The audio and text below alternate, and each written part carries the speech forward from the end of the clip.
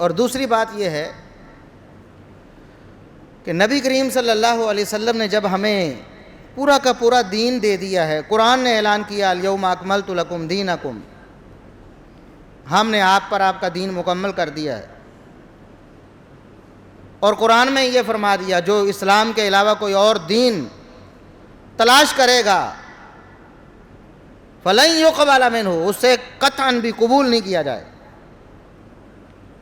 دین اسلام وہ ہے جو محمد الرسول اللہ صلی اللہ علیہ وسلم پر مکمل ہو گیا ہے، اور اس دین اسلام جو محمد الرسول اللہ صلی اللہ علیہ وسلم پر مکمل ہو گیا، اس کے علاوہ کوئی چیز اللہ فرماتے ہیں ہم قبول نہیں کریں گے، چاہے جتنا بڑا اور جتنا پاکیزہ سمجھ کر کرتے رہو، جتنا زیادہ اس پر خوش ہوتے رہو کہ ہمارا بڑا عمل ہے، اللہ رب العزت اسے قبول نہیں فرمائے۔ اور محمد الرسول اللہ صلی اللہ علیہ وسلم نے بھی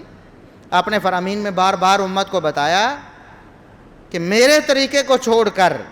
میرے حکم کو چھوڑ کر، میرے فیصلے کو چھوڑ کر تم اپنی طرف سے جو حکم و فیصلہ بنا لو مردود ہے۔ من احدث فی امرنا ھذا ما لیس منہ فہو رد،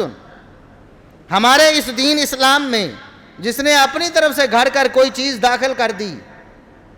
ہماری اس پر مہر نہیں ہے، ہمارا حکم نہیں ہے، ہماری تعلیم نہیں ہے، فہو رد، مردود ہے اللہ کے ہاں، ایک رائی کے دانے کے برابر، مکھی کے پر کے برابر،